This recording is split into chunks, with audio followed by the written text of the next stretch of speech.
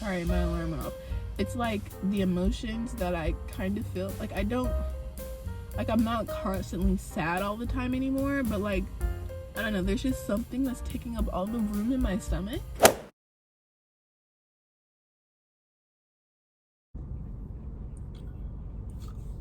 Hello. It has been absolutely a long time no see.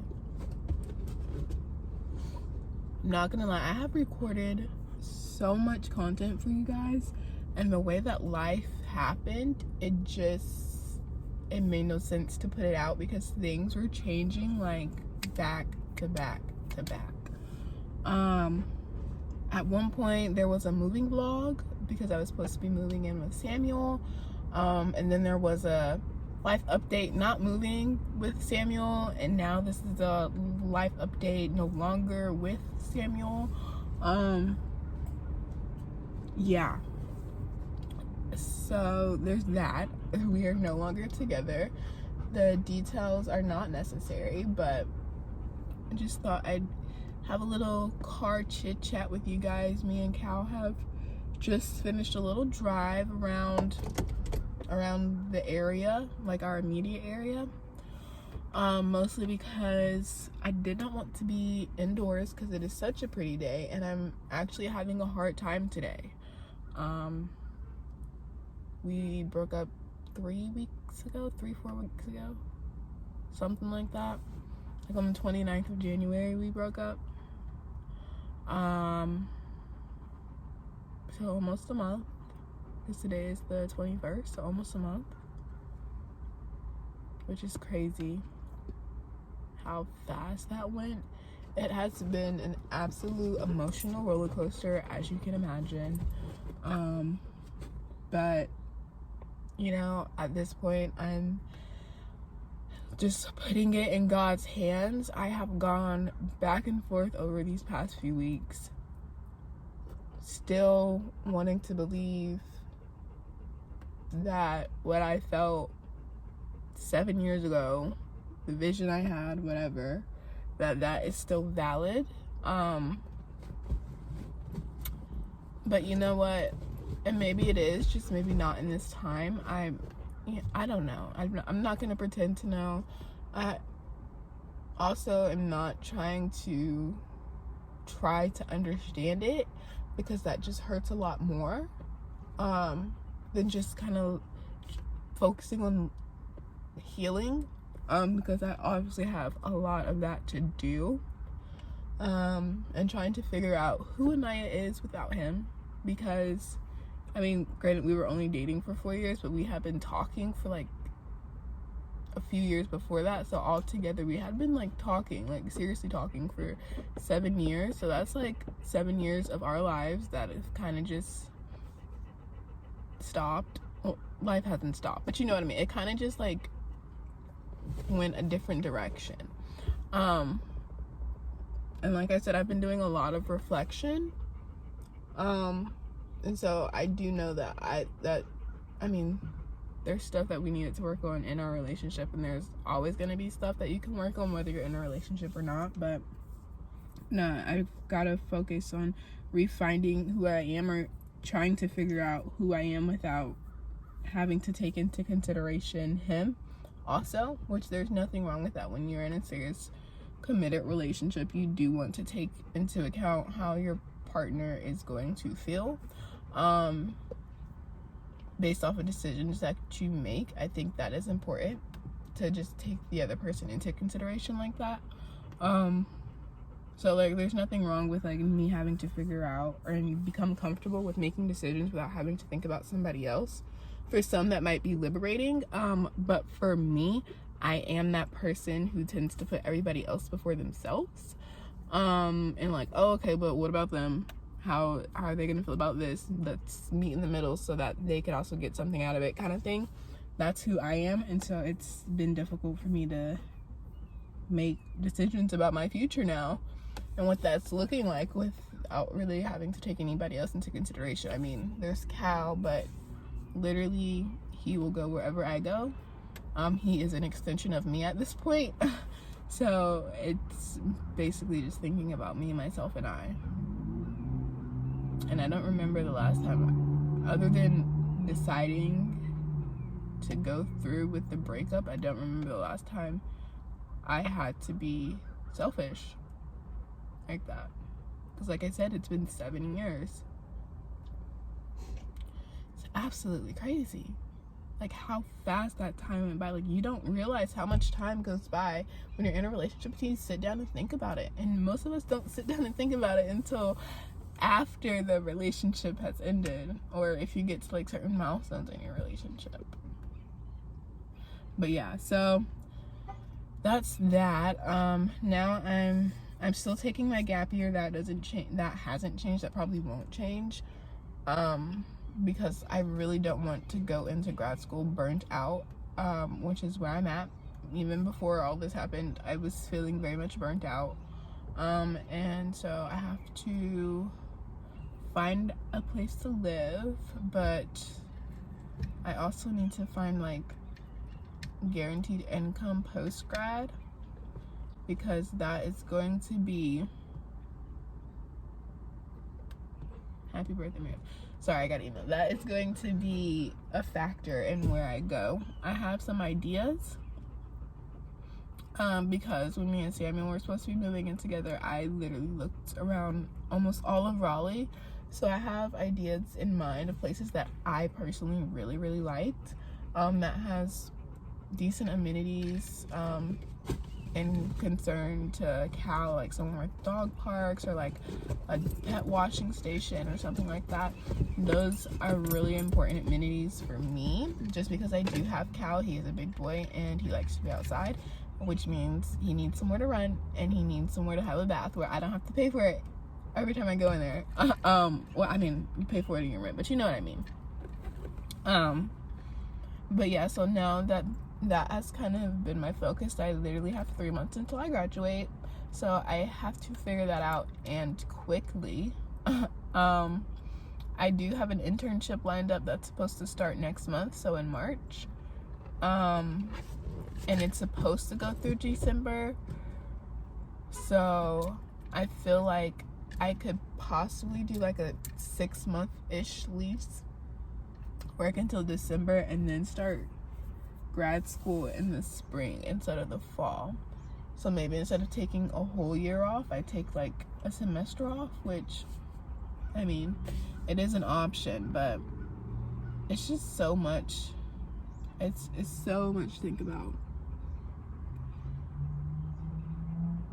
Like, I'm low-key thankful that I also don't have to think about wedding stuff anymore during me trying to figure out like life. That's kind of hard too. I've had to throw out, literally, I had boxes and boxes and boxes of decorations for receptions, because where we were getting married, you had to do your own decor or whatever. So I had boxes of stuff just sitting in my room that I've had to throw out. That day was pretty hard. I've lost a whole bunch of weight in almost a month, which is crazy. I was on FaceTime with my mom today, and like I've known, but like today really solidified that. Like I was literally on FaceTime with my mom. I was getting ready for class, and I sighed, and she was like, "What is wrong?" And I was like, "I look so tiny. Like literally, I feel like I'm getting back to like that stick figure that I had in high school." But I was like, I look so tiny. And she was like, let me see. So I like pulled up my shirt and I showed her, and she's like, you're losing a lot of weight. And that's because I don't eat anymore. Anybody who knows me knows, like, I used to be a foodie. I loved food. I loved cooking. I loved baking. I literally I used to look forward to waking up in the mornings just so I can make the breakfast I would make every day for like a certain amount of time, and then I would change it, and I would like wake up looking forward to making that breakfast. Like that was one of the highlights of my day. No matter what, I loved breakfast. Pancakes on Saturday, like I loved it. 2 days ago, I think, I made Alfredo, like a broccoli and green bean Alfredo, and that was the first time I had cooked in like a month. This is literally the first time I had cooked in a month. Like, if I do eat, it's like one time a day, and it's so tiny. Like, I don't know. I picked up a job at Starbucks in the mornings, and so I like drink coffee. Like, I just started drinking coffee because before it was so bad. Like, it made my anxiety about the situation so bad. So I just started back drinking coffee. I would have coffee, and like I have a chocolate croissant, and that would be all that I ate for the day. It's like sorry, my alarm went off. It's like the emotions that I kind of feel. Like, I'm not constantly sad all the time anymore, but like, I don't know, there's just something that's taking up all the room in my stomach, and that makes me not hungry. So I don't eat. And like, when I do eat, I'm like, every time I work at Starbucks, I'm literally forcing myself to eat the chocolate croissant. Like, I literally have to force myself. It's really bad. My professors are starting to notice, and I have one professor who literally like gives me boxes of bars almost every time I see him, because he's like, "Anaya, you need to eat. Like, please eat this." It's to the point where like he makes me eat in his class, because I guess it's obvious that I'm losing so much weight because I don't eat. But yeah, it's also like a year since I got out of the mental hospital thing, so I'm dealing with those emotions on top of it all. I just recently started going back to therapy, which has kind of been helping. It gives me a space to safely talk through my feelings without, one, feeling judged, or two, feeling like I need to put a filter on anything, because it's literally like, that's what therapy is. It gives you that space to talk unfiltered, cry, laugh, curse, whatever it is you need to do. And I have done every bit of that in my therapy sessions. But it has been getting better. At one point I was going to therapy every day, and then like every 3 days, and twice a week, and so now I'm at once a week, which, you know, it's an adjustment, but you know, you just write down everything, and then I just talk about it once a week. I've also had to learn how to communicate what I need to others. Not that I had a problem doing that before, but like in this situation, it has been hard to be like, hey, could we not talk about it? Or like, if my friends have guy problems, I'll usually sit there and listen, but that's like really hard. It's hard to like go out and about, because I mean, we went a lot of places. We explored Raleigh a lot together, but also it's hard to stay in, because he was also in that space with me a lot as well. So moving is looking like a fun, like a nice restart. But it's also rough, because not that long ago I was supposed to be moving in with him. You know, I was looking at apartments with him. So I think that's really the biggest thing, is trying to separate what was and what has to be now, because of the situation. I don't know. I don't really know. I'm just rambling at this point. I guess this is what a life update is. A lot of my videos recently have been like these sit down life update chit chats kind of thing. But I figured with what is recently my life, I don't know, we'll maybe start like a healing series. I say all these things, I know, I be saying we're gonna do this and we're gonna do that, and I never follow through. Give me a break. Excuse me. I'm trying, and I really do think that it will be beneficial for me to, one, start a little healing series, because it's gonna hold me accountable to do things that like encourage the healing process. But then I also, like, I think I've always been this way. I'm basically an open book. I will tell you guys just about everything that happens in my life. That is because I feel like my struggles and what I go through, though it might not be the same thing as others, it can definitely help people somehow, maybe. At least that's my hope. I hope that people who find this find solace in it, finds companionship, know that they're not alone. Yeah, because that's how I am. I find on my nose, I run across other people's YouTube channels or like Instagram pages, and like half the time it's like the crap that I needed to hear because they're going through the same thing, and like it feels so good to know that like I'm not alone in this. Like somebody else is going through it. They know how I'm feeling. Like everything I'm feeling is validated. Everything they're feeling is validated. And so really I only hope that I could be that way or be that beacon for somebody else. But yeah, I think that's really all I had to say. Yeah, that's my life update. I'm literally just taking it a day at a time, which is progress because it used to be like a second at a time, and now I got to a day at a time. So we're making progress. I'm not gonna complain about it too bad. I still struggle to find motivation to do everyday tasks, like get out of bed and go to class and do homework. But I know that those are things that need to get done, or everything that I've worked for up until this point will go in vain. And nobody wants that. I don't want that. Nobody wants that. So we're just gonna push through it. The school has this thing like, this is what strong looks like, and they always have like these pictures of these random students. So, you know, that's been my motto for a couple of weeks. This is what strong looks like. You go through absolute shit. When I tell you, you go through hell, but the thing is, you get through it. And so we're traveling. You can go nowhere but up from here.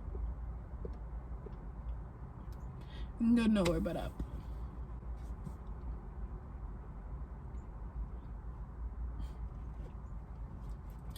Talking about that, for the people who are like closer to me or really close to me when I was younger, I had some questionable taste in music. I still have questionable taste in music, honestly.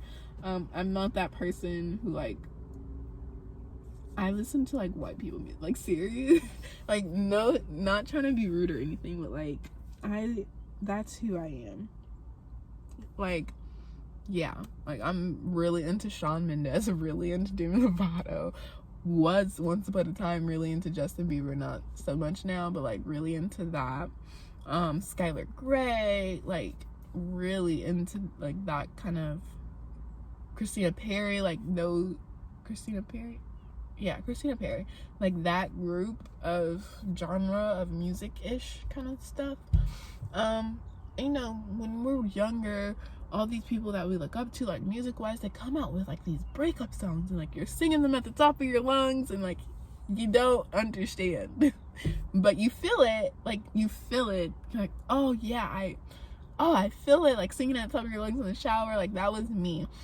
And then all this went down, and I literally, like, my music taste has shifted over the years. But when I tell you, I could go back to all my childhood favorite songs, they were breakup songs. And it was like when you think about it, it's like my body was subconsciously preparing me for this moment, because literally like all the songs that I used to like thought that I felt, like I really feel now. Like there's this one song that Shawn Mendes did like way like right when he first was getting big. It's called Memories. It's on his handwritten deluxe album, I believe. I used to sing that song in the shower like it's nobody's business, and now I scream that song in the shower. Like the gist of it was like, you know, let's make these memories, whatever. We're gonna make these memories, we're gonna hang our pictures on the wall, you know, good times. And at the end of the song is like, well, we did this, we made our memories, we hung the pictures on our walls, like we wrote the letters, we did all this, and like that's it. They're simply just memories now. You know, and I understood that was the concept of the song, but now like that I'm going through it, like, yeah, we made our memories, we had the pictures on the wall, we had the letters, we had the plans, we had it all, and they're literally like they can be nothing more than memories at this point because of where we're at in our lives. So yeah, songs like that have really been they've really been messing with my mind here. Same with like movies and stuff. So really been focusing on getting back to who I think Anaya is without him. So dabbling in different things. I took a boxing class. It's not for me. I'm thinking about taking riding lessons. Not that I don't know how to ride, but just to be around horses again, because that was a big part of me. And I say like who I was without him, like he was not in my life before. Like I've literally known this dude since I was 3 years old. Like I've never had to imagine life without him, because like I knew no matter what, like I could just call him and be like, hey, look, I need your opinion, I need your help, I need something, like, and he would always be there. But now, because of the path that we took and, you know, the relationship we had, is no guarantee that that's gonna be that way. If I ever needed to reach out, there's no guarantee that he'd answer the phone. Not that he's obligated to, he was never obligated to, but you know, the relationship we had before this, it was like I knew, even if he didn't, he'd always call back. He'd always check in and make sure I'm good or whatever. But that's not the case anymore. So when I say figure out who I was before him, I guess there really was never a before him. Damn, that's tough. There was really never a before him. So figure out who I am now.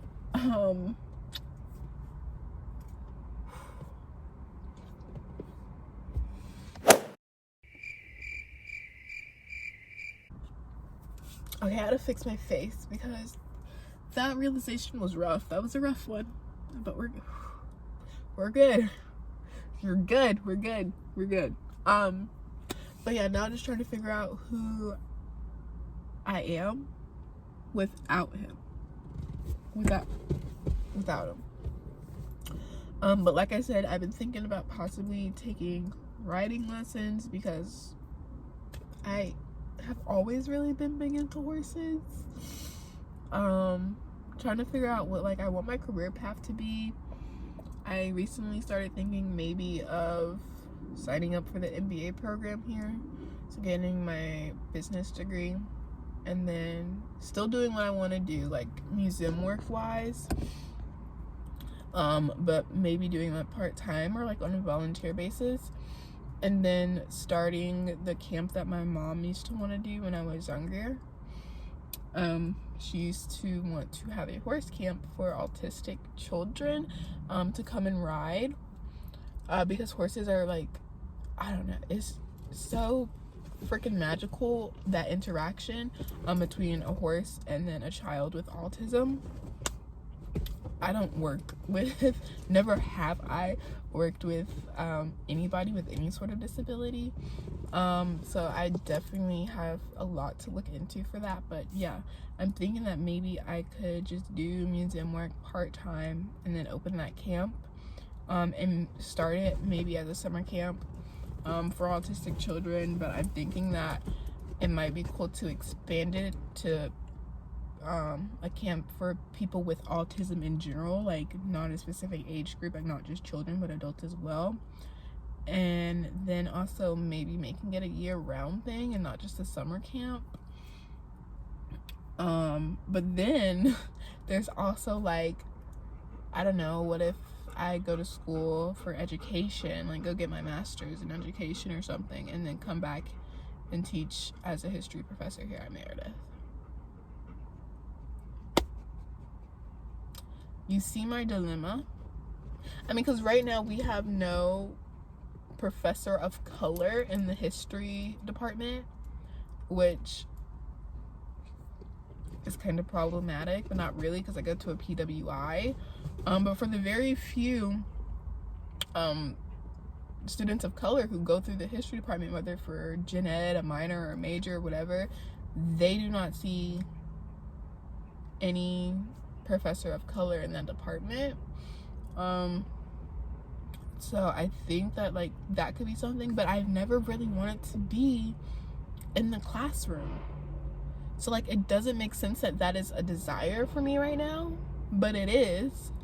And maybe, I don't know, maybe I just can't let go of freaking Meredith, right? I mean, I was here for government school in 2017, told myself I would never go to an all-girls college. Here I am about to graduate from here, and now I'm like, oh, maybe I should come back as a professor. Why can I not let this place go?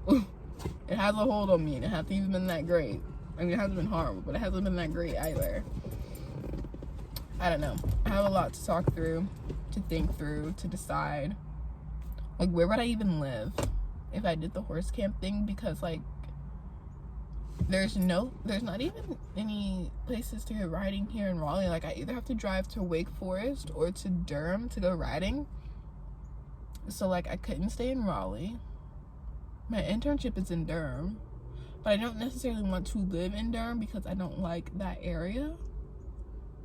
Like there's places here that I want to live. I don't want to live in Durham. I don't. But I want to go to DC for the Holocaust Museum. Literally only for the Holocaust Museum. But like, if I were to do the camp, I would want to be close to my mom because she works with kids with disabilities, so she would be able to help me a bit. And it was her dream. You know, like, there's just so many questions. So many questions. Everything is up in the air. And I've never really liked for things to be up in the air. I like to have structure. I thrive on structure. That is my problem. I thrive on structure, and I don't have any right now. This is, I don't have any structure, and it stresses me out. But I don't know. I guess I'll figure it out eventually. It doesn't have to happen right now. As I keep telling myself, you don't have to have it figured out right now. Just before the next 3 months come around. Because just before May, because I told my mom, I said, I am not moving back home. I've never, like, ever since I can remember, the plan was to never move back home after graduating college. I don't know why, like that, it makes me cringe a little bit. It makes me cringe just a little bit. And like nothing, I can do nothing at home that I want to do besides maybe the camp, because there's nothing but land out there. It wouldn't be that hard to find a place, but I'd literally have to build the barn. Like I'd be building it from the ground up, because every place that already has like the structures in place that I would need, like they're already, you know, up and running, like a running business. But okay, I think I'm done. I don't know how long I've been talking. I don't know how entertaining this was. Do I care? No. If you liked it, great, let me know. If not, great, let me know. I don't know. Ow! Frick, that hurt. But okay, I'm gonna go inside now because I've been outside for about 3 hours, driving and then talking to you guys, and I think Cal's tired. He's back there laying down now. I think he's tired, so we're gonna go. It was nice catching up with you guys. I guess. I think. Whatever. I will see you guys in the next video. I'm serious about, here I go blabbing again. I said I was gonna get off this, I was just gonna stop recording like a while ago. But I am serious about this healing series, because, you know, something's gotta give. Something has to give, and if this is gonna be the thing that holds me accountable, this is gonna be the thing. So, okay, that's it. See you in the next one.